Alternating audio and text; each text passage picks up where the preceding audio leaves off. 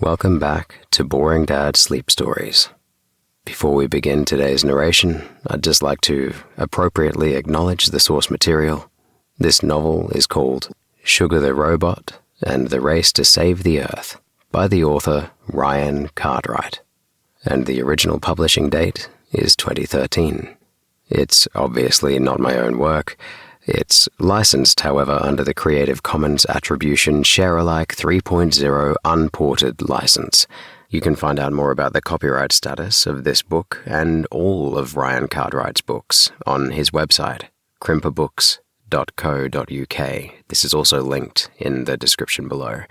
And on his website, he also includes, among his works, his award-winning book 2 of this series called Do Not Feed the Troll, which will be featured quite soon on this channel, I imagine. It's a bit of a rarity to see these days an author relinquish so much of the restrictions around copyright on their works. And Ryan, thank you very much for letting us use your works, and in particular, letting me use it to make my sons laugh.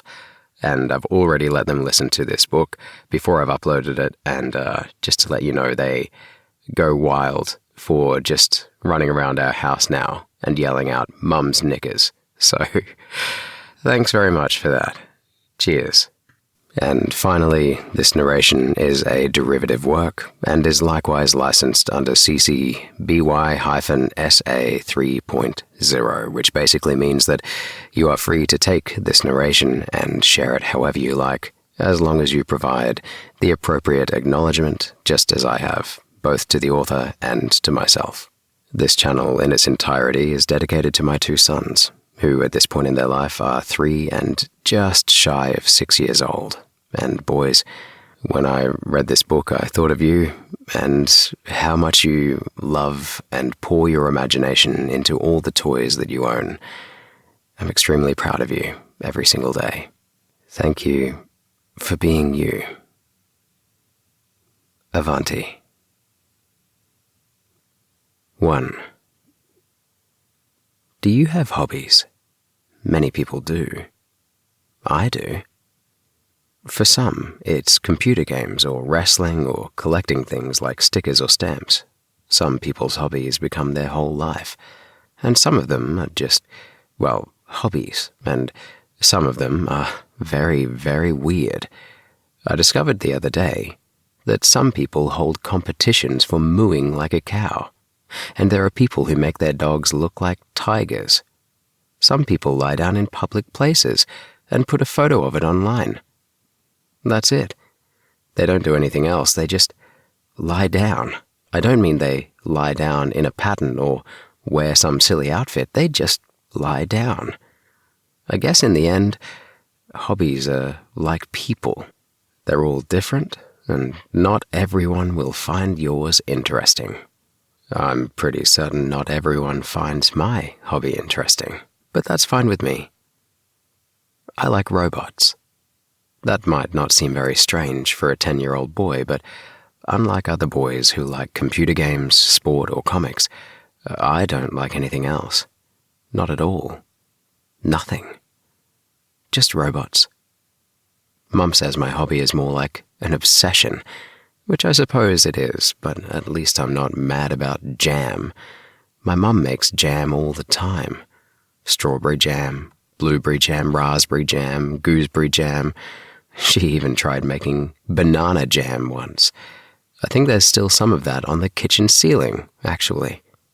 For me, it has to be about robots. Bedroom, ruler, pencils, lunchbox, pajamas, badges, t-shirts, even underpants. All about robots. I've been building robots since I got my first box of Lego. I think it was supposed to be a kit for a truck or something, but I made it into a robot truck instead.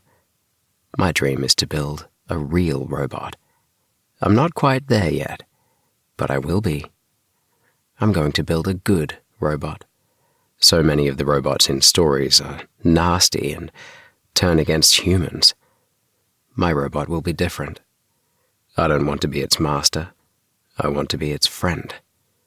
My robot will be someone I can learn from, someone I can teach, a friend.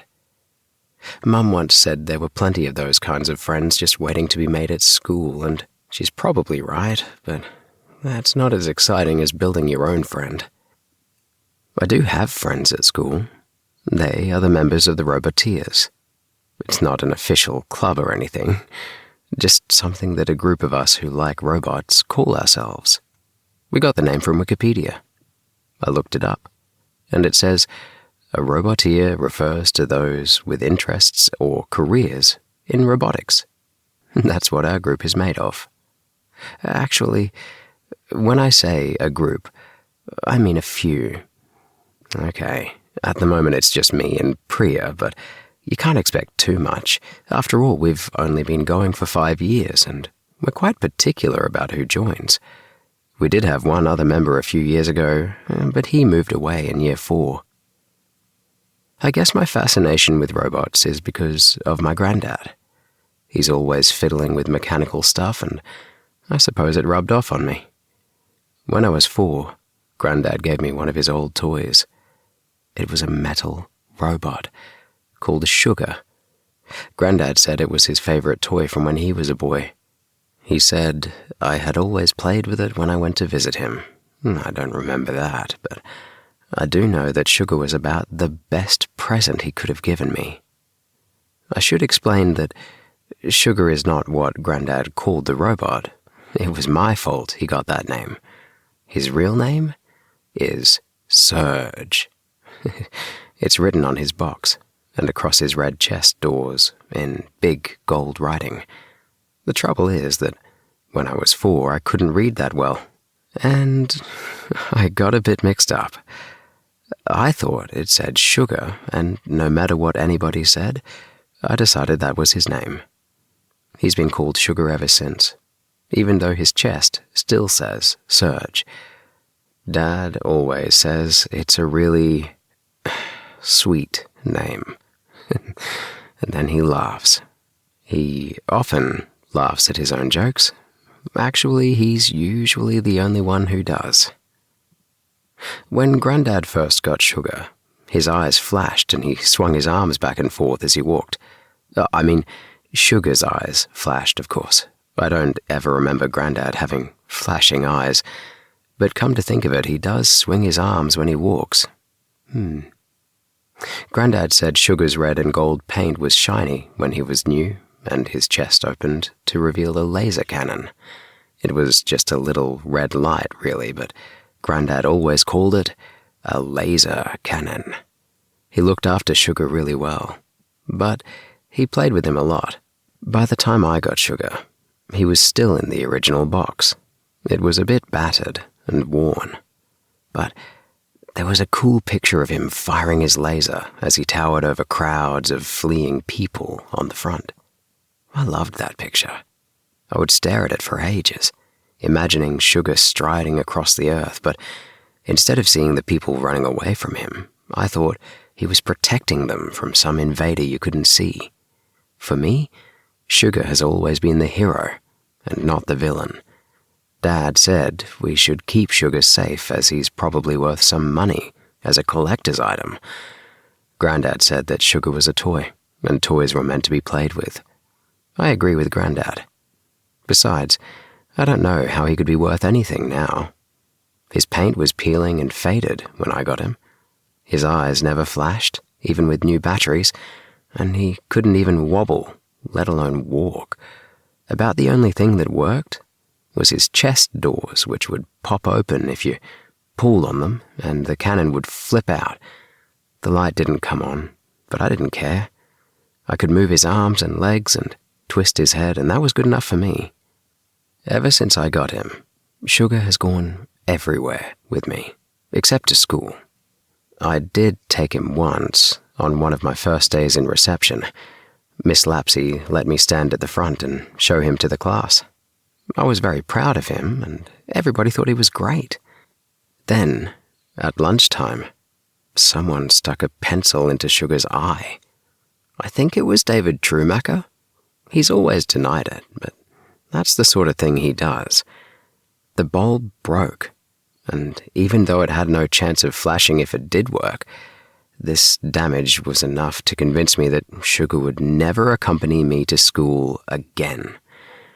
I remember being really upset, just crying. Pretty much everyone laughed, except Priya.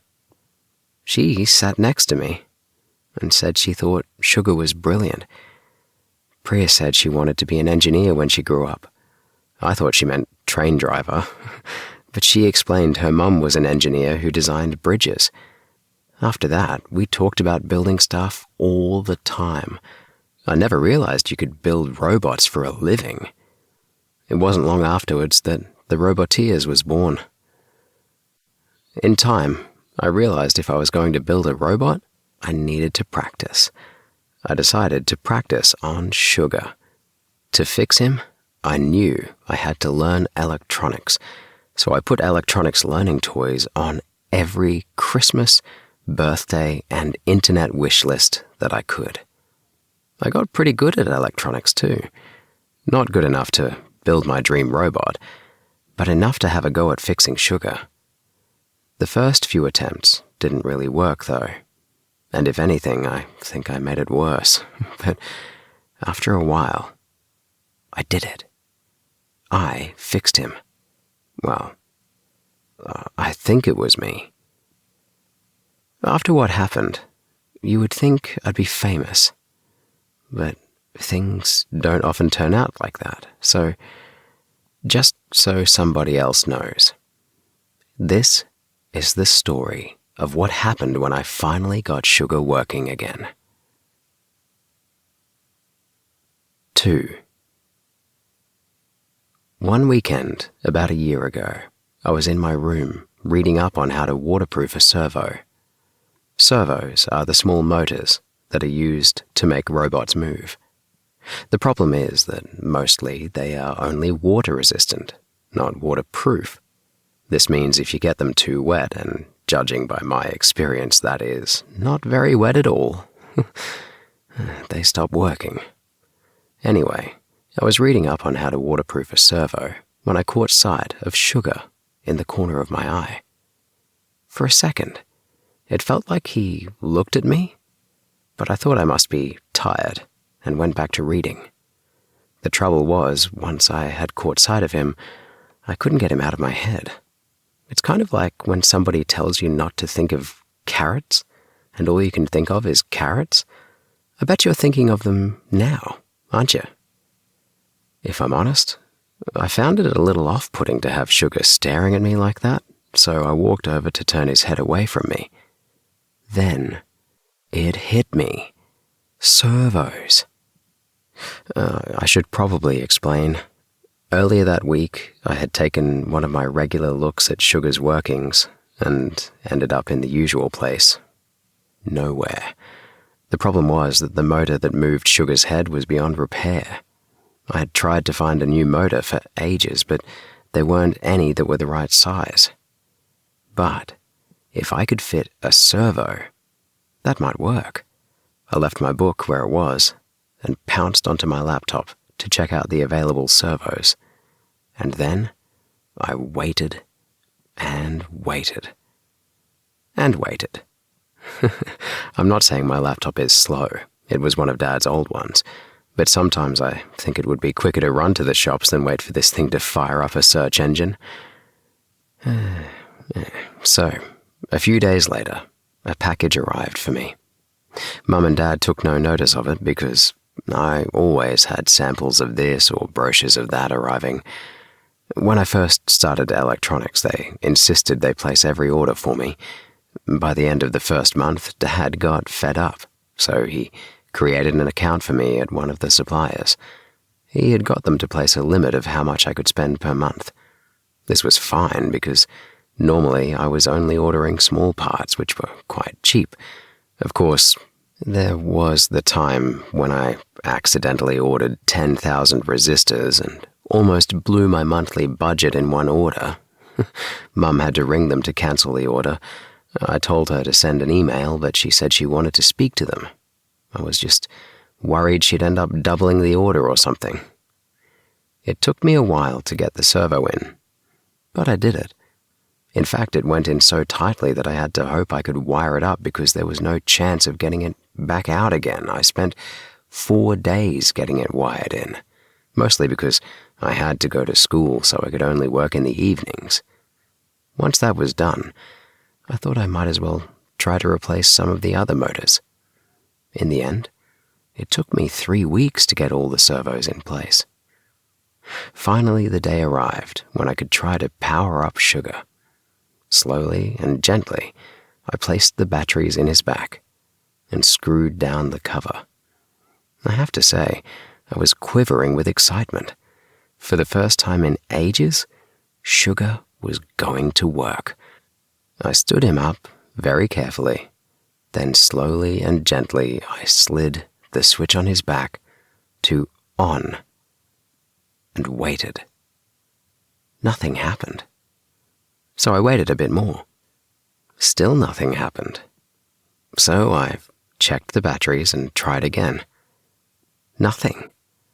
This was not that big a disappointment to me, as in all the years I had been trying to fix Sugar, there had been quite a few failures.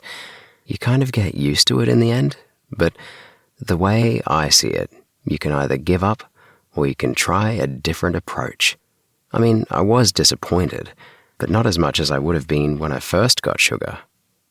I consulted my robotics books and tried to see if there was anything I'd missed, but there wasn't. I sighed, let the book flop down onto the desk, and that's when it happened. That's when it began. As the book hit the desk, it caused all the stuff on it to jump in the air, including Sugar. As he landed, he rocked back and forth on his legs as if he was getting ready to dive off the edge into the bin. Then he did. In a kind of slow-motion replay, he toppled right over and dived head first into a pile of paper and a banana skin. I picked him up, stood him back on the desk, and turned to leave. Then, out of the corner of my eye, I saw a flash. Just the once. But it was a flash, and it seemed to come from Sugar. I looked at him, and I could have sworn his one good eye was glowing. Then it faded and went dark again. But it was there. For a fleeting microsecond, it had glowed. I hurriedly examined Sugar, flipping and twisting, pushing and squeezing and pressing, but the glow didn't come back. I did notice that his head had moved around slightly, but I wasn't sure if I had twisted it when I was examining him. I put him back on the desk and left the room. I needed to do some thinking on this one, and from experience, I knew I did that best when the problem wasn't standing and staring at me. By the time I had done my thinking, Mum was telling me to go to bed. I tried to explain that it wasn't that late, but she insisted it was. I mean, honestly, I don't see what the problem is. I often go back to reading or working on my projects after her and Dad go to bed anyway. Although, come to think of it, I'm not sure they know about that. It's funny that, isn't it? How sometimes we can be completely and happily unaware of what is going on around us. For example, I had no idea that Sugar was actually fixed and working again, but had just turned himself off. I was about to find out. 3. The next day at school, I told Priya about the flash. At first, she thought I'd imagined it, and asked lots of questions like, were the curtains closed? Did you have your headlamp on again? And how much sleep have you had lately? All of this was a little bit cheeky if you ask me, but eventually I convinced her that I saw what I saw. She got quite excited at the idea of finally getting Sugar to work again, and I suggested she come around after school so we could take a look at him together. She came around a bit later than I was expecting, which was annoying because I wanted to get working on Sugar as soon as possible. By the time Mum shouted that Priya had arrived, I had already started investigating. I was beginning to look at the servos, but Priya thought it might be a good idea to look at the power supply first. This was a pretty good idea. so I agreed. "You'll need to take the batteries out first," Priya said. "No need," I replied. "I left them out last night. I didn't want them to leak or anything." "So where are they then?" she asked, looking about the desk. "There," I started to point to where the batteries were, but stopped because they weren't there. "Oh, I must have put them in my battery box," I said, opening the box. But they weren't in there. This was confusing because I was sure I had taken them out. "Are you sure you took them out?" Priya asked nervously. "Of course," I snapped. "Look, you can see that because the battery compartment lid is," and I turned Sugar over. "Closed?" Priya just smiled and said, "It's okay, It was probably late when you finished last night, and you just thought you'd taken them out." "No, I definitely did it," I said, getting a bit puzzled. "In fact, I can prove it." I picked up my camera and began flicking through the photos on it. "I took a progress photo last night for my blog," I continued without looking up from the camera. "Yes, here it is." I showed her a photo with the batteries lying on the desk next to Sugar. I always have the date and time on my photos, so I knew this one was taken just before I went to bed the night before. "So who put them back in then? Your mum?" I shook my head. "Doubt it. She knows better than to touch anything on the desk. Besides, she was at a training course for work today." "Your dad then?" Priya sounded as confused as I felt. "I don't think so, but he might have. He sometimes comes in here to see what progress I've been making." Dad was interested in electronics, but not as much as me. He had a nasty habit of touching things despite the post-it notes instructing him not to. "Well, was anything else moved?" Priya was getting into her detective mode. Any second now she'd be pulling out a magnifying glass and stroking her chin, saying, She continued, "I mean, if he had been looking around, he'd have moved things, wouldn't he?" "Good point. And come to think of it, Sugar was moved and my laptop was open." "How did you not notice that?" Priya rolled her eyes at me. "I did notice," I shrugged. "I just didn't think it was important." "Why would your dad have moved Sugar, though?" "I don't know. And more importantly, why would he use my laptop? His one is much faster." "Perhaps you should ask him?" Priya suggested. "He's not in until later," I sighed. "But hang on, I'll ask Mum if she knows anything." And with that, I ran out of the room and downstairs. Mum said Dad couldn't have been in my room because he left for work early that day. She also said that she had only been in to collect my washing, a point she then used to tell me off about leaving it on the floor again. I'd asked her where Sugar had been when she came in, but she didn't know because she hadn't looked on the desk. Priya went into detective mode again and said we should look at the laptop to see what had been done on it. It had gone to sleep, so I hit a few keys to wake it up. Once it had eventually sprung back to life, I noticed the web browser was open.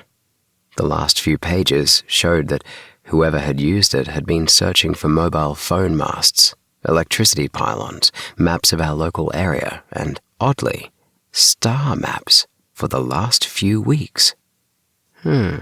Mum was talking about some protests against the new phone mast being put up by the library the other day, I said. "So you think your mum was using your laptop?" Priya asked. "No," I shook my head. "She said she didn't, and besides, she'd used the computer downstairs. I just think it's odd that they were looking for mobile phone masts and maps of this area." "And what's this about electricity pylons and star maps?" Priya asked. "I don't see the connection."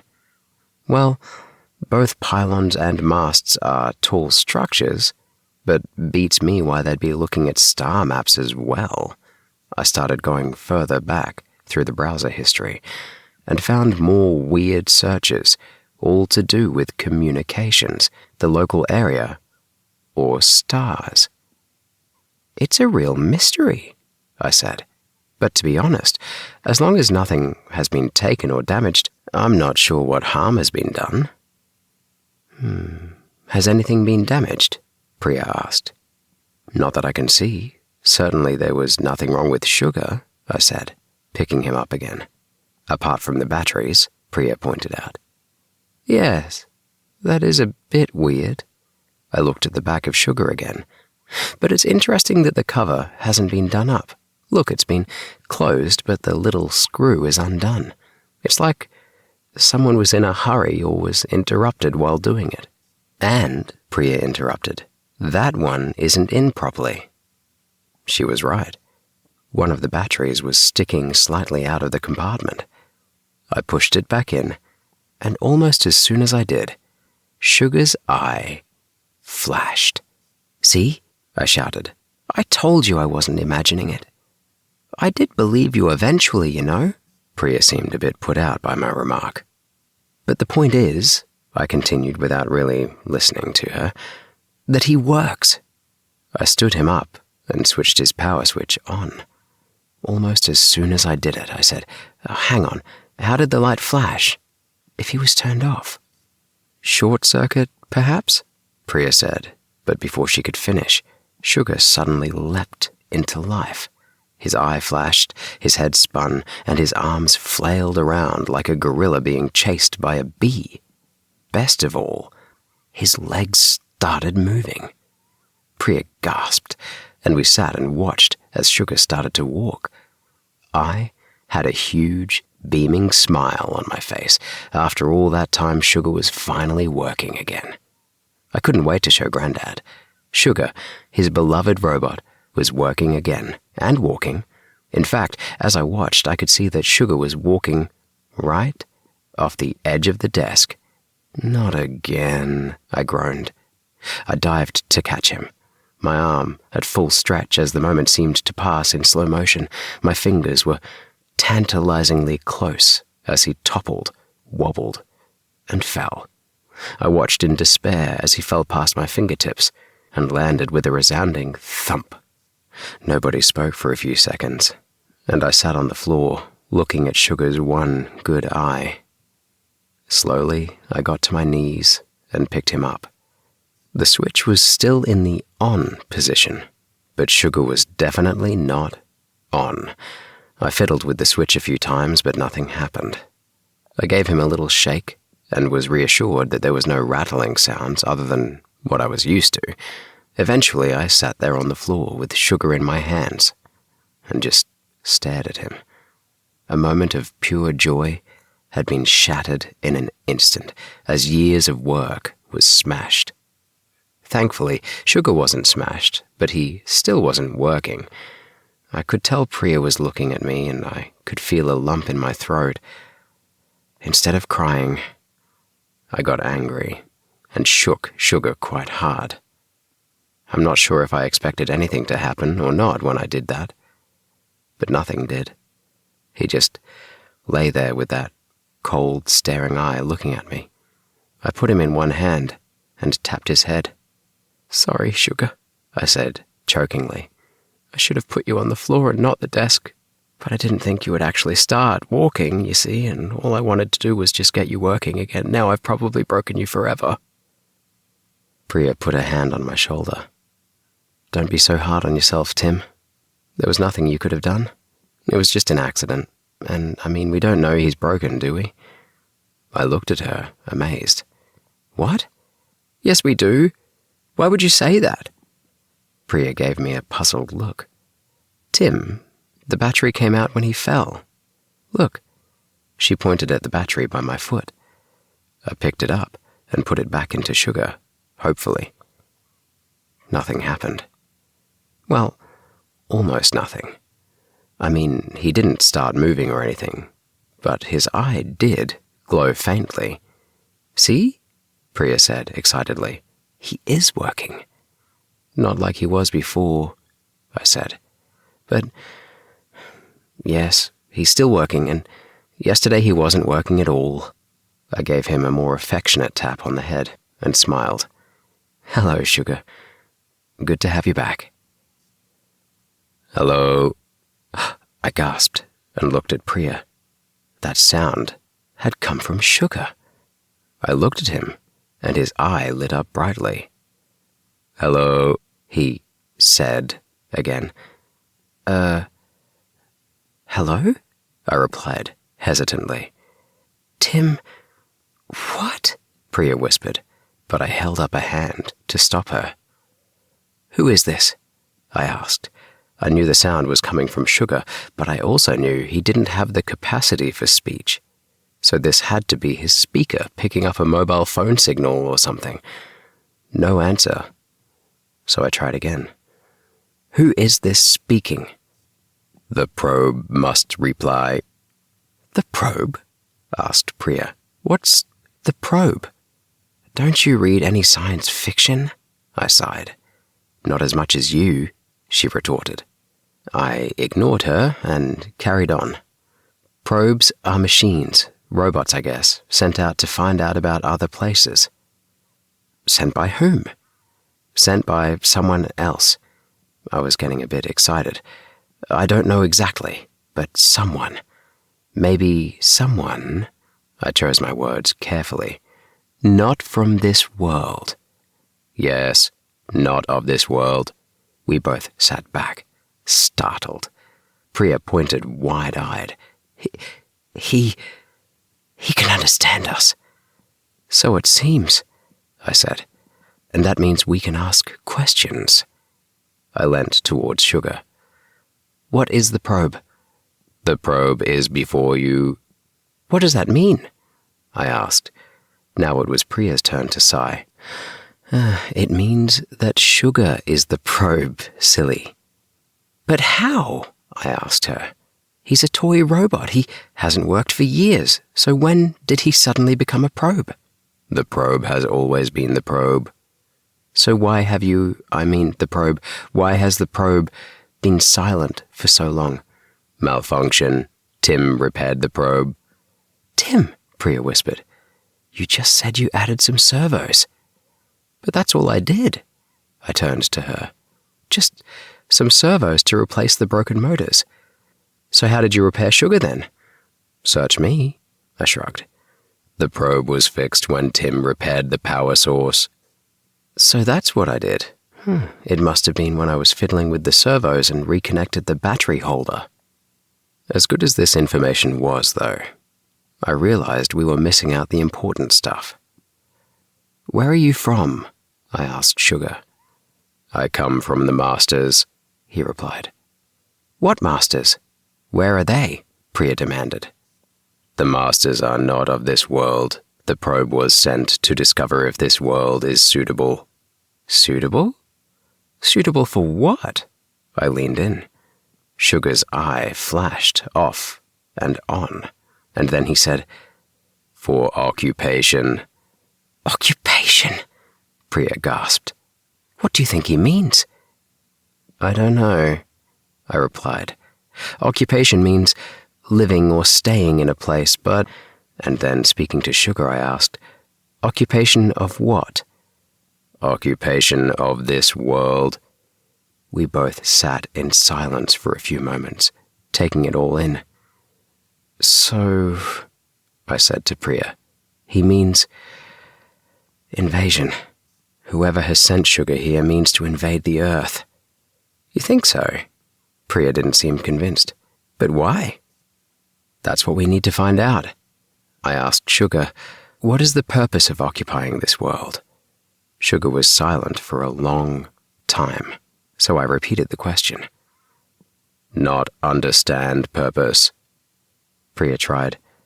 Why do your masters want to occupy this world? To reside on this world, to take this world as home.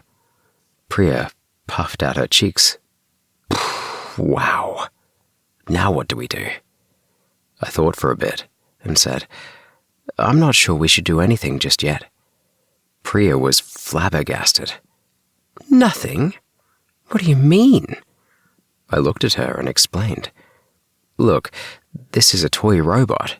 He shouldn't be able to speak, let alone make conversations with us. I think this is some kind of trick. You mean? Priya began. Yes, I cut her off, and then whispered, Somebody has planted a radio unit into Sugar and is nearby speaking to us remotely.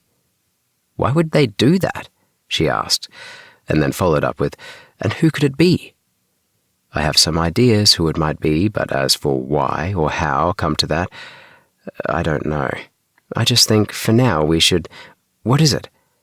Priya was no longer listening to me and was staring behind me towards Sugar. She pointed and said, "Where's Sugar?" "Don't be daft," I laughed, turning around. "He's right here." But Sugar was not there. In fact, he was nowhere to be seen. We looked everywhere in the room. Well, sort of, and couldn't find him. Then I noticed the window was open. We ran to look. Sugar was not in the garden, although it was difficult to see clearly because Mum had hung the washing out. "Look!" exclaimed Priya, pointing below. I looked down, but couldn't see anything except t-shirts and underwear. Then, out of the corner of my eye, I saw something move.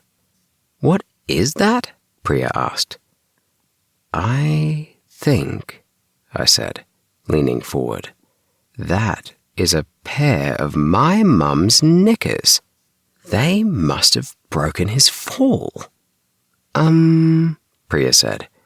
"They seem to be moving towards the back gate."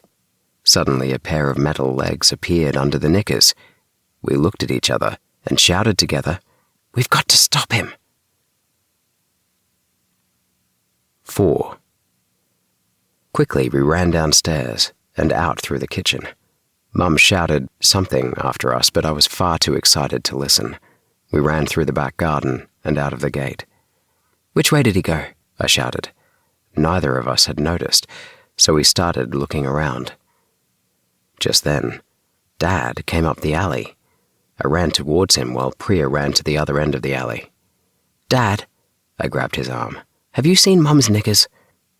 Come to think of it, I think this might not have been what he was expecting me to say. What?" he mumbled. "Mum's knickers," I repeated. "The ones with blue flowers. Have you seen them?" He looked even more confused now. "Well, yes, I mean, you know, what?" I sighed. He clearly wasn't listening properly. "Listen carefully, Dad. This is important." "Okay," he said, putting on an overly serious expression. "You know Mum has some knickers with little blue flowers on?" "Yes."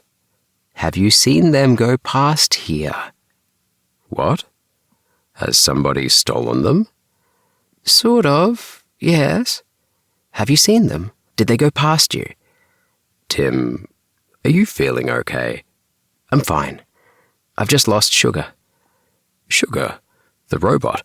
What's he got to do with Mum's knickers?" Suddenly, Priya came back yelling, "Tim, look!" She was carrying Mum's knickers and pointing to them. "Great!" I yelled and ran towards her. "Just a minute," said Dad, catching hold of my arm. "What are you two up to? And why is Priya holding Mum's knickers?" "Dad," I spluttered, "we don't have time. We've got to find him." "Who?" "Sugar," we both yelled together. "Okay, this is very confusing. Start again. You're looking for Sugar?" "Yes." "And for some reason, you think Mum's knickers will help you do that?" "No, I mean, well, they were on him when he left the garden, but obviously they've fallen off." "Fallen off? Hang on. Why was Sugar wearing Mum's knickers?" "He wasn't wearing them. They're much too big for him." I sighed. "I think he fell into them when he tried to escape." "Escape? From where?" "From my room. He ran off while we were chatting." "Ran off?" Dad was looking back and forth between me and the house. It was like he was expecting Mum to come out and explain everything. "Tim, he can't run off. He can't even move. And besides that, he's a toy robot. I think you've been having too many late nights again." "No, really," said Priya. "Tim fixed Sugar so he worked again, and suddenly he came alive and talked to us." "Priya," I hissed. The last thing I wanted was for a grown-up to find out too much about Sugar. We'd said too much already, but Priya continued. "And he's explained he's from another planet. He said his masters want to invade Earth." "Invade Earth?" smiled Dad. "Okay, I get it now. For a moment there I thought you were telling the truth." "I am," said Priya, looking puzzled. I gestured for her to stay quiet and turned to Dad. "Yeah, sorry, Dad. It's just a game we're playing. And Sugar fell out of my window. Mum's knickers must have broken his fall, and when we came to get him, he disappeared." "So," said Dad, turning to Priya, "where did you find those?" He pointed at the muddy knickers in her hand. "Just round that corner by the fields," she said, pointing up the alley. He said. "How on earth did they get up there, though?" Thinking fast, I said, "It was probably next door's cat. Look, we're sorry if we startled you, but we need to find Sugar before it gets dark." Yes, of course," said Dad. "You must go and find him. I'll, take these and give them to Mum to put in the wash again." He took the knickers from Priya. "Although how I'm going to explain this, I don't know." We ran up the alleyway and rounded the corner to the fence by the fields. "This is where I found them," said Priya, pointing to the fence. "Sugar must have gone across the fields," I said. "But why?" "Tim, look over there," Priya said. She was pointing across the field in front of us. There, in the middle of a field, stood a power pylon. "The laptop," I yelled. "Yes, come on," and ran towards the pylon. Priya was hot on my heels, but there was still no sign of Sugar. We stopped a short distance from the pylon.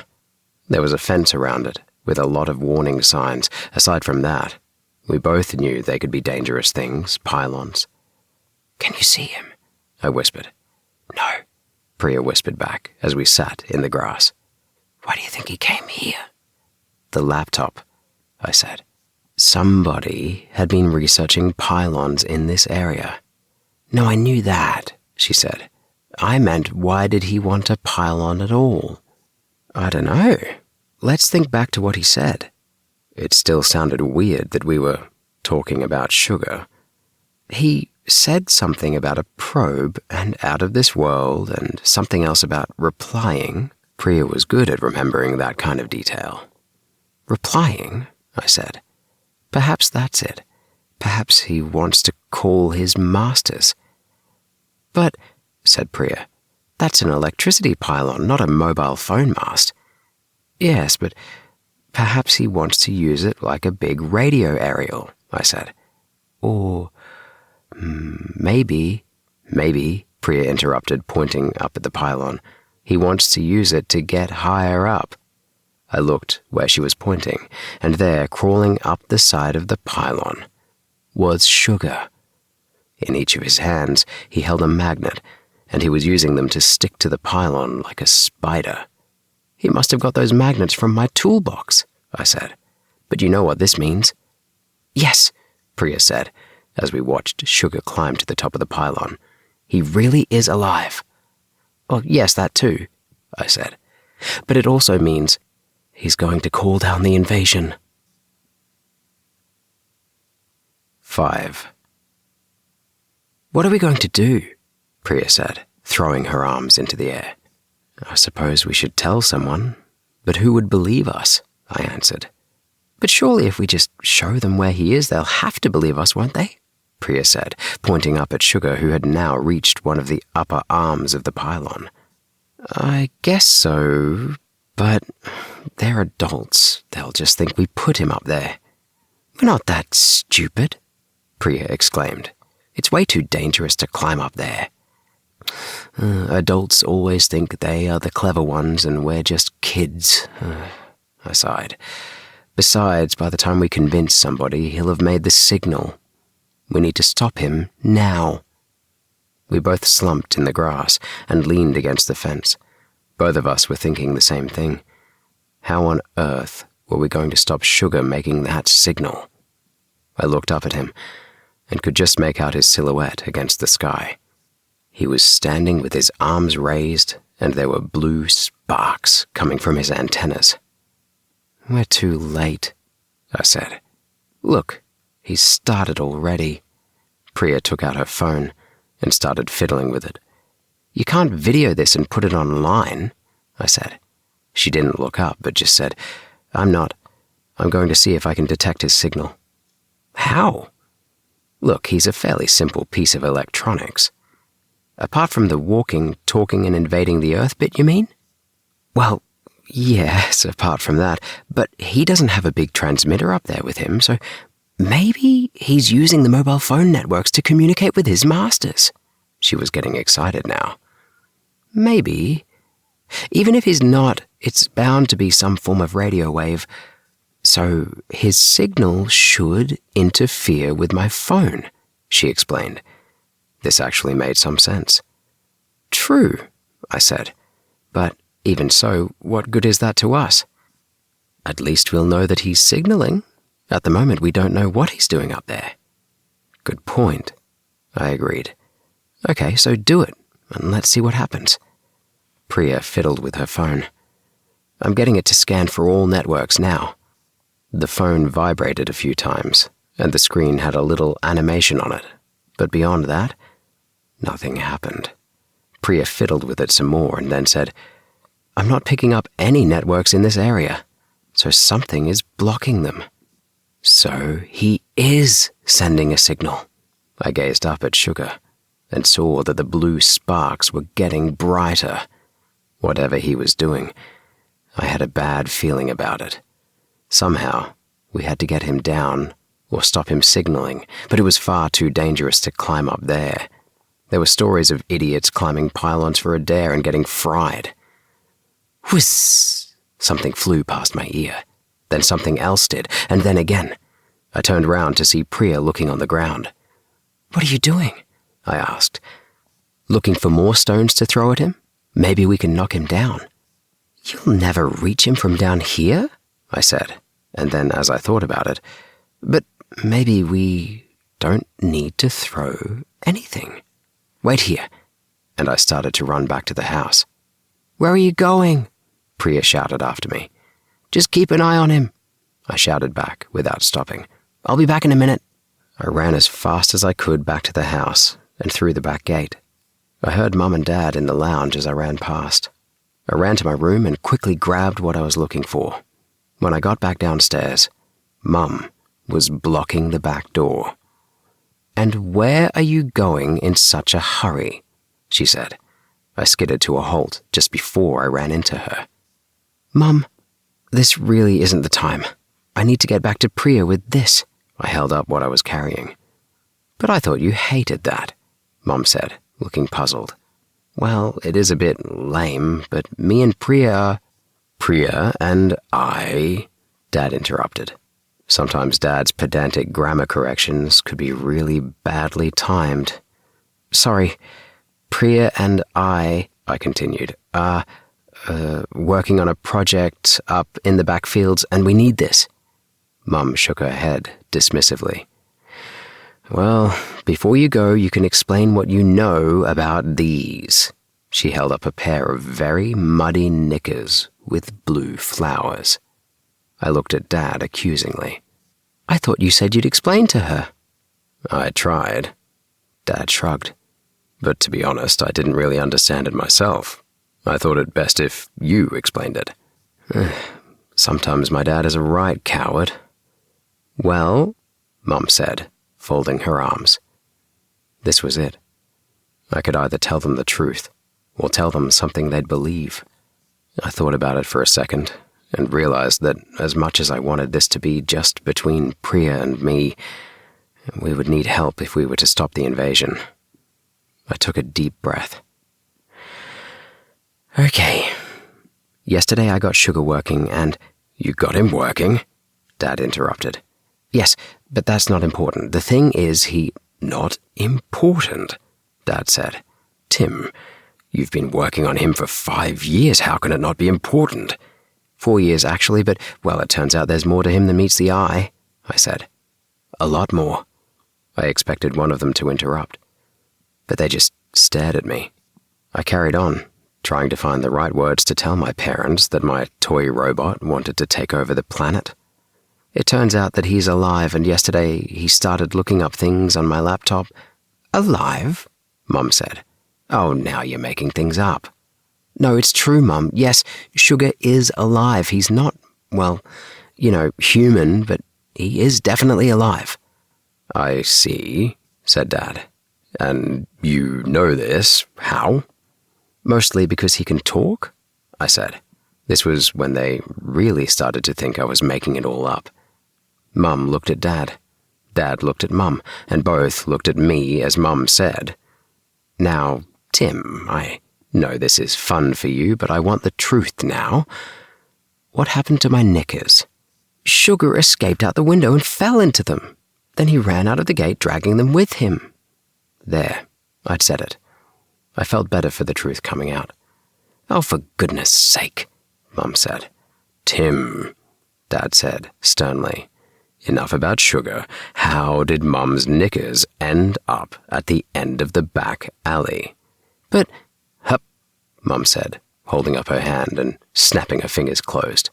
Not one more word about Sugar. She leaned towards me. Tell the truth. Have you been stealing my knickers? What? No, I exclaimed.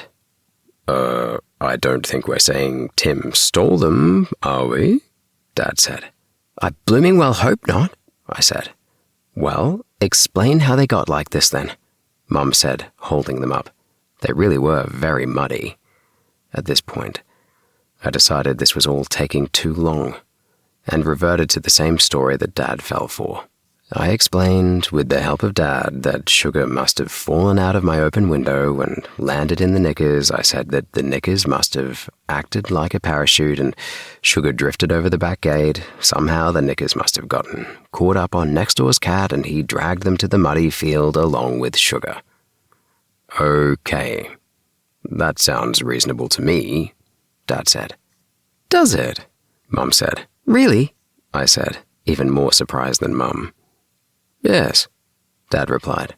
A lot more plausible than Sugar coming to life.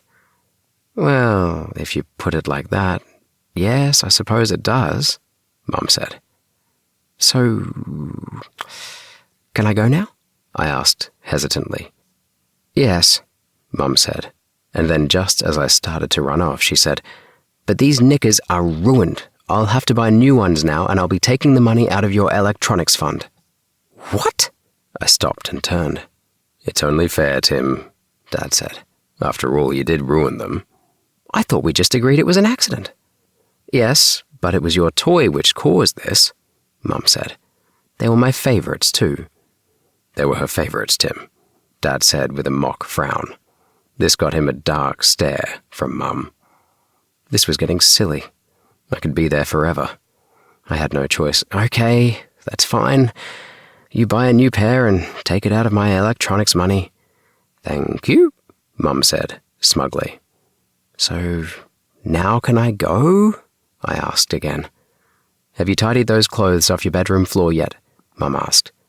No, but I really need to get back to Priya. She's out there on her own. Okay, but I want you to tidy your room before bed tonight, Dad said. At least, I think he said that. I wasn't really listening at that point, to be honest. I had taken too long already. I just hoped Priya was doing okay. 6. By the time I reached the fields, I could see the glow coming from Sugar really clearly. Priya was taking photos with her phone. You took your time, she said. Got held up by my parents, I sighed. Did you tell them? She quizzed. Yes, but they didn't believe me. They were obsessed with Mum's knickers. I've got to buy her some new ones. Priya grinned. Oh, I can just see you in the ladies' department. Not likely, I said. She can get them. I'll pay for them. What's that? Priya said, pointing to the box under my arm. This is our secret weapon, I said. "It's that radio-controlled dragonfly my aunt got me for Christmas." "I thought you were going to strip that down for servos." "I was, but I haven't gotten around to it yet. I'm hoping we can use it to knock Sugar off the pylon." "But surely he'll just zap it with his laser cannon," Priya said. "You're joking, aren't you?" I sighed. "It's not a real laser, it's just a small light bulb. It doesn't actually work, you know." "Oh, really?" said Priya, folding her arms.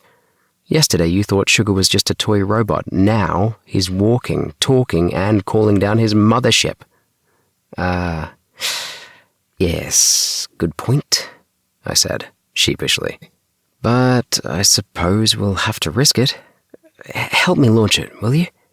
I switched on the dragonfly, and immediately the wings started flapping furiously. I gave it to Priya, who held it up as I switched on the controller. I nodded, and Priya let go. The dragonfly flew up into the sky. It was quite tricky to control, but I managed to get it going up towards Sugar. Sugar was still standing with his arms up, and the blue sparks were still flying from his antennas. I flew the dragonfly as close as I could to him and tried to distract him with it, but he didn't even flinch. I tried going around him in circles, but again he didn't seem to notice. Eventually, I flew the dragonfly away from the pylon and turned it around so it was pointing at Sugar. I then flew it right at him, and with a bang we could hear on the ground, it smacked right into his chest. I'm not sure whether that caused the sparks to stop or if they stopped just before it hit him, but both the dragonfly and Sugar tumbled to the ground. It was only as I saw him falling that I realized what it was I had done. Sugar, my favorite robot in the whole world, was falling from the top of an electricity pylon towards the hard concrete base below it. I watched as, almost in slow motion, he tumbled towards certain doom, or at the very least to be smashed into tiny pieces. Priya watched with me. The pair of us were amazed by what happened next. Sugar seemed to realize he was falling and started to flail his arms about. At one point, it was almost like he was flapping them like wings. If it wasn't so sad, it would have been funny to see a toy robot flapping his arms as he tumbled through the air. The dragonfly was falling head over heels slower than he was. That was probably because it was lighter. As I watched, I saw Sugar's chest doors open, and suddenly an object flew out of the space behind them. It was small and round, and it flew towards the leg of the pylon. Whatever it was, it hit its target and stuck fast to it. "It's another magnet," Priya gasped, and as we watched, we saw that attached to the magnet was a line of some sort. The other end of this line was attached to Sugar, who swung on it towards the pylon. He bumped into it and then clung on. "Wow," I said. "That was cool." "Shh," Priya hissed. Sugar had detached himself from the line and was now using the other magnets to climb down. The dragonfly landed in a heap just over the fence from where we were. It took a while for Sugar to come down, but when he did, he made his way back to where we were. I ducked down into the longer grass. Priya looked at me, and I beckoned for her to hide with me. "Why?" she said. "He's not going to hurt you. It's Sugar." "No, it's not," I said. "Sugar is my toy robot. That," I nodded towards Sugar, "is a probe for an alien invasion. Who knows what it will do to us?" "Well, I think you're being silly," Priya said, and turned back to face Sugar as he arrived. "Where is Tim?" Sugar said. "He's hiding down here." Priya pointed at me, and I scowled back at her as I rose to my feet. Sugar came over to me. "The flying toy was unhelpful. Why did you not take more care? You hit the probe." "I was trying to hit you," I said dryly. "But you might have interrupted the reply." "That was the plan," Priya said. "Why would you want to stop the probe?" "To stop the invasion?" I said. "You can't just take our planet." "Why?" Because we live here, and we don't want to be your slaves, Priya said.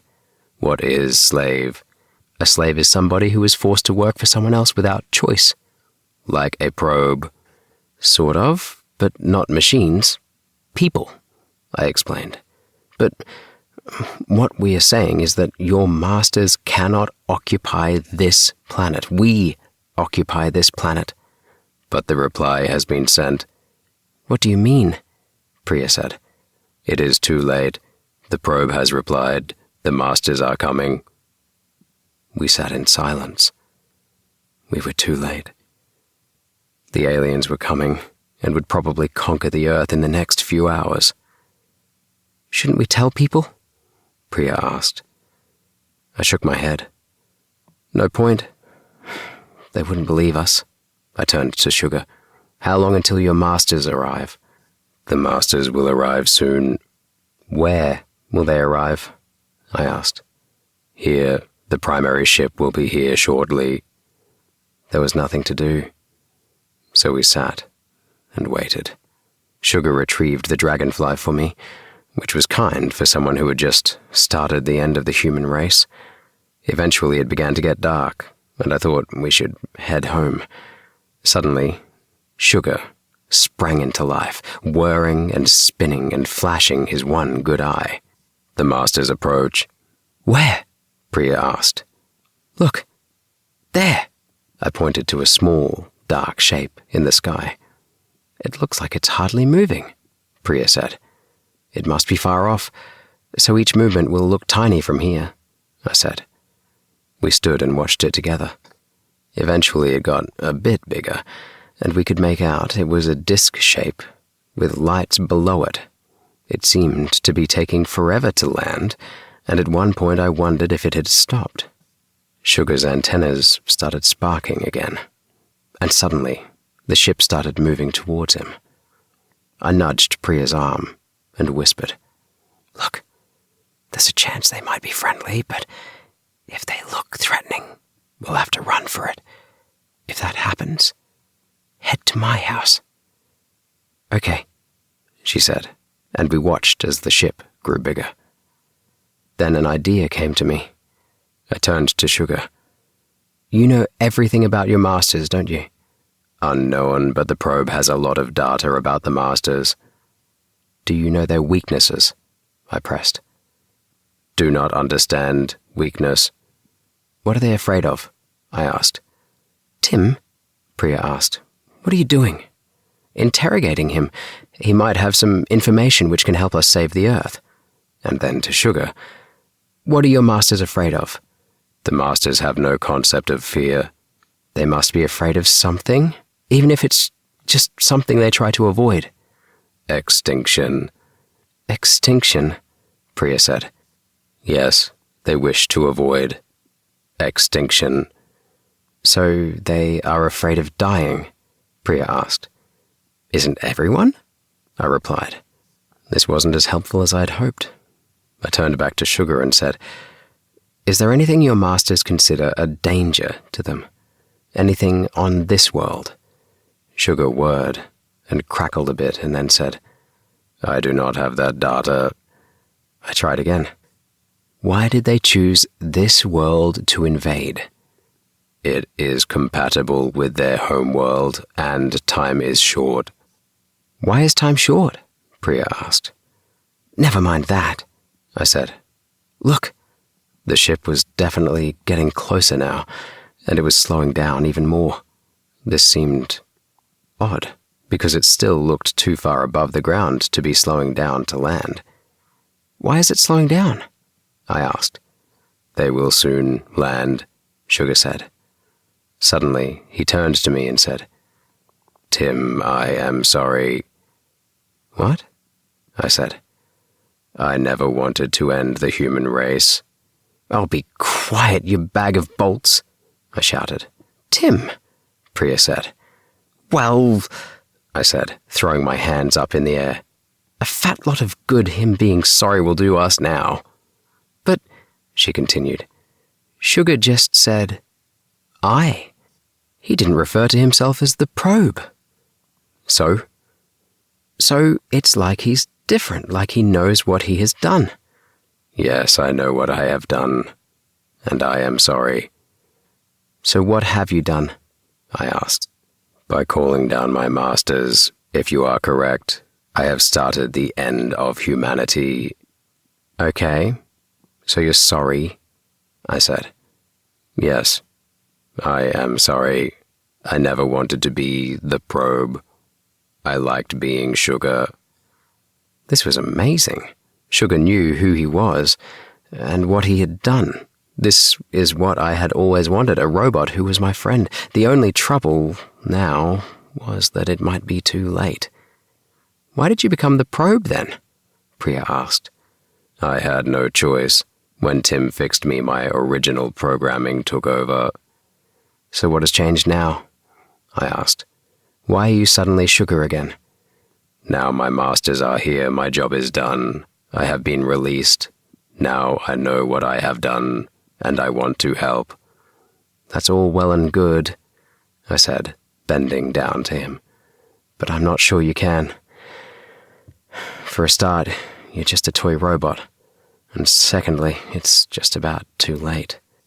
You're right, said Priya, looking up at the ship. It is too late. They're landing. But it's not what we were expecting, Tim. I think you need to see this. 7. It's amazing how many times you think you know how something is going to turn out, and even when you were right, it still ends up surprising you. Take the mothership, for example. We knew it was coming. I kind of guessed what it might look like, and I was right. But Priya was also right that it was not what I was expecting. I was expecting something enormous, which was at least the size of 3 or 4 double-decker buses, kind of like they have in films. What we saw descending towards us turned out to be much, much smaller. It was a disc about 2 meters across and about half a meter high. It wasn't completely circular, though. The ends were squared off at each side. The size explained why it was appearing to come down so slowly. We were expecting it to get a lot bigger than it did as it got closer. As it passed the top of the pylon, though, it became clear it was a lot smaller than we imagined. The ship was otherwise just as I had thought it would be, smooth and shiny, metallic in color, and with lots of small, flashing lights on it. There were no domes or anything on the top. In fact, the top looked almost the same as the bottom. It was also silent. There were no whining or whirring noises, and there was no steam or plumes of smoke coming out of it as it landed. I began to indicate to Priya and Sugar to move back, to make room for the ship as it got lower, but as it turned out, this wasn't necessary. It dropped to a height of about 3 meters off the ground, and suddenly stopped in mid-air, with one edge quite close to the leg of the pylon.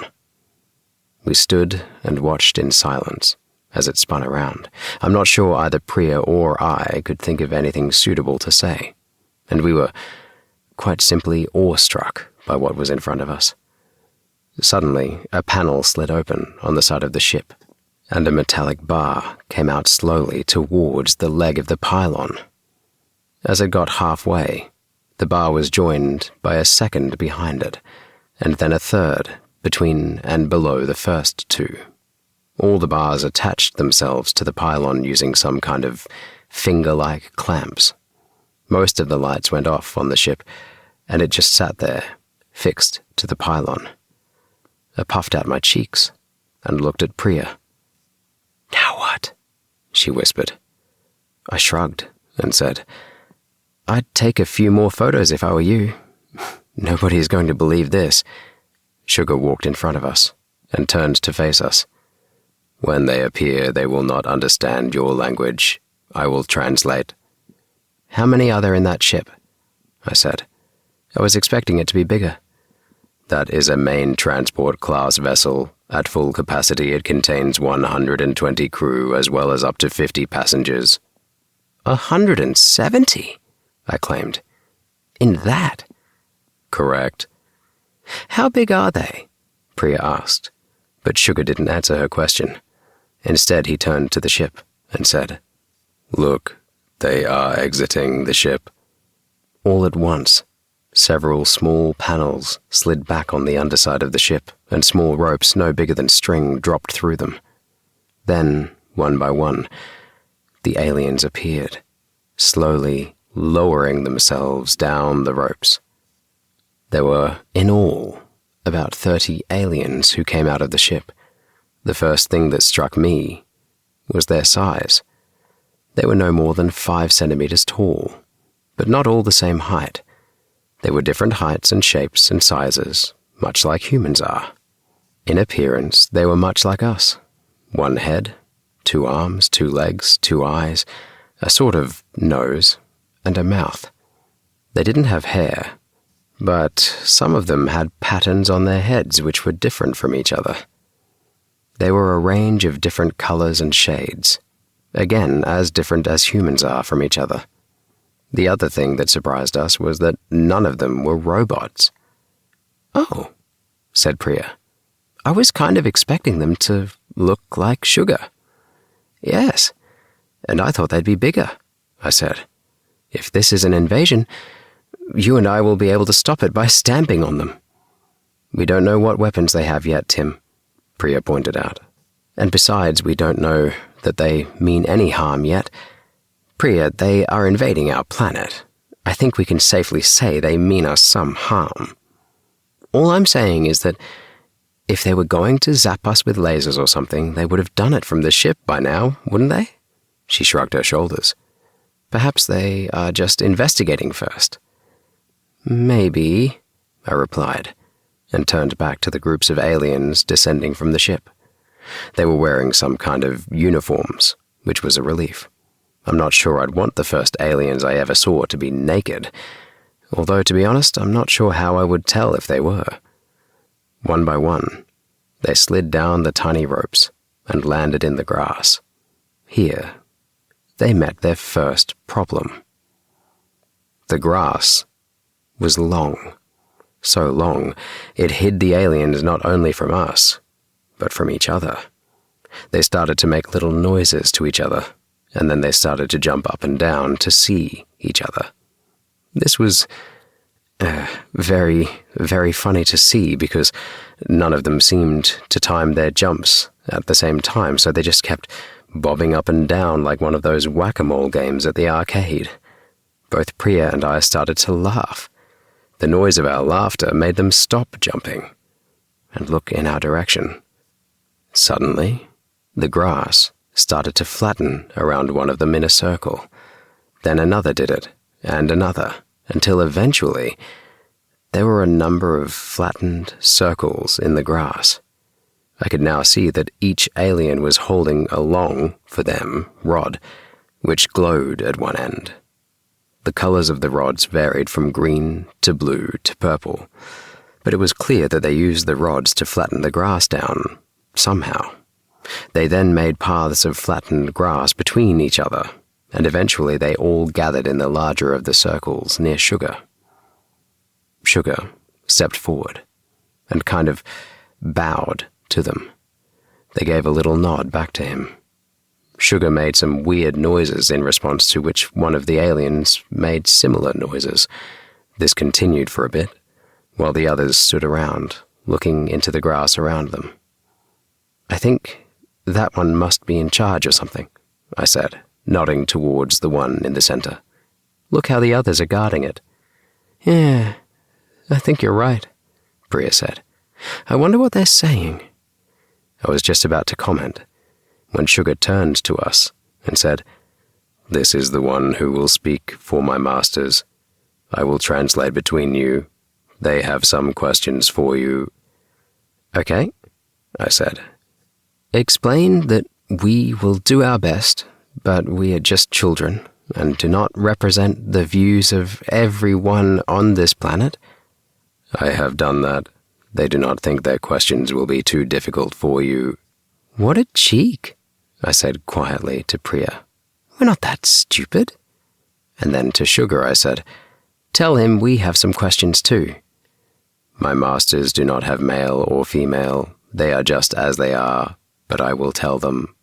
The main alien made some noises, and Sugar turned to face the aliens. Then he turned back. "The first question is, how many humans are on this planet?" I knew this one. "About 7 billion, I said. Sugar relayed my reply. There then followed a series of questions about the planet, humans, and the weather. We answered the best we could, but some of the stuff we just didn't know. Eventually, I'd had enough, and decided to ask a question of my own. "We are human. What are you?" Sugar seemed a bit puzzled, but asked the question anyway. There was some noises among the group, and eventually Sugar replied. This pattern was followed pretty much for all of our questions. "On their own world, they were known as the Traveling Ones. They have no name for their species." "Where is their world?" I continued. "It was far from here and not on any of your star charts." "Why do you keep referring to it in the past tense?" interrupted Priya. "Because it is no more." "What?" I said. "What happened to it?" "It malfunctioned and was destroyed." "Malfunctioned?" Priya said. "That makes it sound like a machine." "My vocabulary is limited. I used the best available word." "Oh," I said, realizing what he meant. He doesn't mean it actually malfunctioned, just that something went wrong with the planet and it got destroyed. Kind of like my mum goes on about with global warming here. "So, if the planet was destroyed," Priya asked, "how many of them escaped?" "Many ships were launched. All on the planet escaped, but not all have survived." "Why not?" I asked. "Unknown, but this is the only remaining ship." "When was their planet destroyed?" Priya asked. "In your time frame, about 100 years ago." "What?" I spluttered. "So why has it taken so long for them to arrive here?" "They were waiting for a probe to reply." "A probe?" Priya said. "You said a probe, not the probe. How many probes are there?" "Probes were dispatched to many suitable worlds. None have replied until now." It was time to ask the question I had been wanting to ask for some time. "What do they intend to do with this planet?" "Occupy it." "Yes," I pressed. "But what does that mean? What happens to us humans?" There seemed to be more discussion between Sugar and the aliens on this question. Eventually, Sugar turned to me and said, "They do not understand this. Why would anything happen to the humans?" I tried to spell it out as clearly as I could. If your masters occupy this planet, it becomes their planet. What will happen to the humans when your masters occupy this entire planet? Sugar didn't relay this question. Instead, he replied of his own accord. "Tim, there are only 138 of them. They are small. How can they occupy the entire planet? Is there not room for you both?" "Wait," Priya interrupted. "Are you saying they don't want to destroy or enslave us?" "Yes, that is what I am saying. They wish to occupy this world alongside the humans who already occupy it." "Tim," Priya gasped. "It's another problem from his limited vocabulary. He doesn't mean occupy in the sense of take over. He means occupy in the sense of live on." "So they don't want to take over the earth as belonging to them?" I said. "No. Why would they? They are peaceful. Besides, humans do not own this planet. How can someone own a planet?" I looked at Priya. "This changes everything," I said. "They're not invaders. They're refugees." "What is refugee?" "A refugee is someone who has to leave their home and seeks shelter and help in another place," Priya said. Sugar turned to the aliens and relayed this. They replied, and then he said, "Then they are refugees. They have no home. They wish to make the Earth their home. Yes, that really does change everything, I said. Mostly because now we have to find somewhere to put them and somewhere to hide that ship. 8. Priya looked at me and whispered, "What do you mean, hide? Surely, now we know they mean no harm, we should tell the authorities. Or at least your parents?" "No, my parents would never believe us. Look at what happened when we tried to tell them about sugar. We can't hand the aliens over to the government. They'll just experiment on them or something. We'd never see them again." "But don't we have a duty to..." "To what? Tell the adults there's a bunch of small aliens that want to share the planet?" "No. We have a duty to the aliens." "What do you mean?" "They have come here as refugees. They're looking for a home, and based on what Sugar has told them, they think that might be here." "Right." I was not sure Priya was following me. "Well, Sugar based his report on us two. He's not met any other humans, and so he thinks the human race will act like we have. He's wrong. As soon as the adults get involved, it will get all official and too important for us children. No, if the aliens are looking for a decent home on Earth, we need to keep the adults out of it." "Okay. So where do we put them?" "I don't know. We don't know what they need. Everything they need is stored in the ship." I hadn't realized Sugar had been listening in, but it seemed he was. "So they can live in the ship?" I asked. "Yes, but they do not need to. They can disassemble it and use it to build a new home." "Recycle it, you mean?" Priya said. "Correct." "Okay. So how much space do they need? And how big will this home be?" I asked Sugar. "And what will it look like?" Priya added.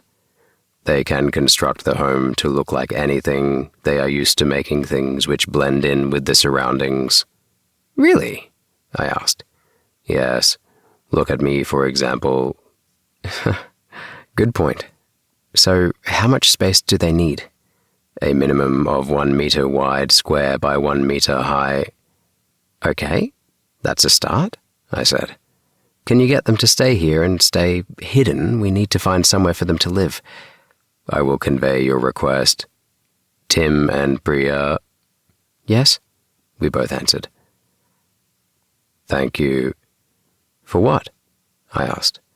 "For allowing my masters to live on this planet." We didn't really know what to say to that. I wasn't sure I'd done very much, to be honest. "That's okay, Sugar," I said. "I just wish we'd figured it out sooner. Then we might have been more help." "Can you ask them to lower the ship a bit? Perhaps into the long grass?" Priya asked. "It's a bit conspicuous up there." "I will ask." And with that, Priya and I ran back to my bedroom.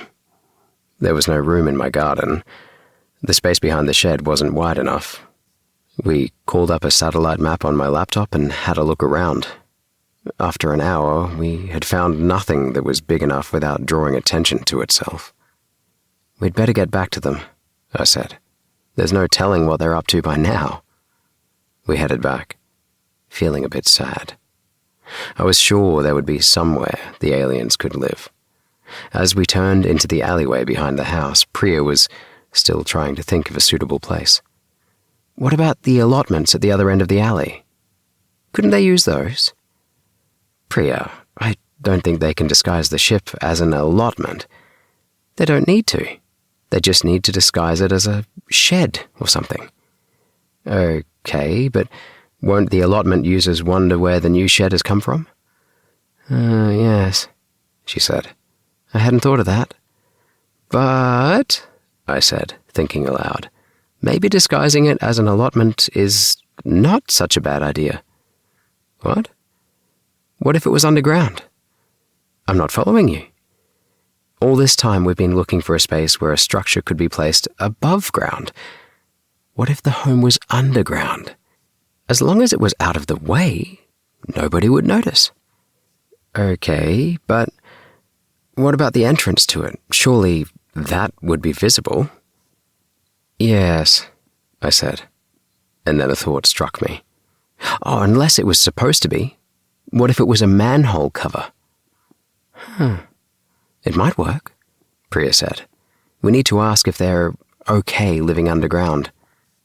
Come on then. And we ran back to the fields. The ship was nowhere to be seen, and neither were the aliens. If we hadn't spotted Sugar, we might have thought the aliens had run off. Sugar was standing right where we left him. Where are they? I said, panting a little from the run. They have returned to the ship. It is hidden in the grass over there. He pointed towards some exceptionally long grass towards the edge of the field. I thought the spot looked pretty good, out of the way and quiet enough to hide a spaceship in, anyway. Sugar, can they live underground? I asked. Yes. Do they require any ventilation, though? Priya asked. Will there be smoke or fumes of any kind to give them away? Their energy resources are silent and produce no fumes. They may require a ventilation shaft or two. I walked over to the pylon fence, looking on the ground. Then I saw a manhole I had spotted earlier in the day. Can they build their home underground and put something like this above it? Would that be suitable? Sugar inspected the manhole cover, and then said, I will ask. He then made a series of odd noises, and suddenly a group of about 10 aliens stepped out from the grass. Have they been there all the time? I asked. Yes, they remained to guard me. Guard you? Priya said. Who from? There was a mammal here earlier which tried to attack me. Really? Priya gasped. What was it? I do not know, but it was as big as me, had long ears and a white rear. A rabbit, I laughed. You were attacked by a rabbit. If you say so. I shook my head, chuckling. Sugar, you have a lot to learn. I know, but if you teach me, I will learn well. Priya sighed loudly, as if this was the wrong moment for such a conversation. Sugar, ask the aliens if they can build the manhole, she said. Sugar turned to the aliens, and they made various sounds at each other. Eventually he turned to us and said, They can do it, but they also have much to learn about this planet. They have requested you liaise with them to teach them. I was very excited by the last part. Of course we will, but we need to find some way to do it out of sight. If they get spotted, it's all over. Can't they learn what they need from Wikipedia? Priya asked. Shh, I hissed. I was looking forward to meeting the aliens more. If they use the web, they might not need us. As it turned out, either Sugar didn't hear her or he ignored it. They can build a home large enough to accommodate you both. Tell them to make it large enough to accommodate adult humans, Priya said. Why? Who are you planning on inviting? I asked with a grin. Nobody, she smiled back. But we're going to grow, and if they make it for children, eventually we'll outgrow it. Good point, I said. And then, between us, we set about finding a suitable place for the manhole town to be constructed. We settled on a place just under the trees to the side of the field. That way, we could get in and out without anyone noticing. Well, we hoped so, anyway. Epilogue. So there you have it. That's what happened when I fixed Sugar the robot. I must admit, I'm not sure even I expected what actually happened, but all in all it turned out pretty fantastic. I mean, who wouldn't want their very own colony of aliens living about 100 meters from their back gate? It only took the aliens about 2 weeks to dismantle their ship and rebuild it as an underground home. When they had finished, the manhole cover looked excellent. They even managed to make it look old and rusty, as if it had been forgotten. We never did figure out what they did with all the earth they must have removed, but inside that manhole cover was pretty much a whole town in miniature. They had lighting, heating, ventilation, buildings and walkways all sitting just under the trees in the field where the pylon stood. True to their word, they included space for Priya and me. It wasn't as cramped as I expected, but we did have to duck down a little. When you sat in it, you felt like you were in a wondrous cavern filled with a futuristic model village. Priya and I spent a lot of time teaching the aliens about the Earth. We even managed to teach them some English, although sugar was still used for translation for some things.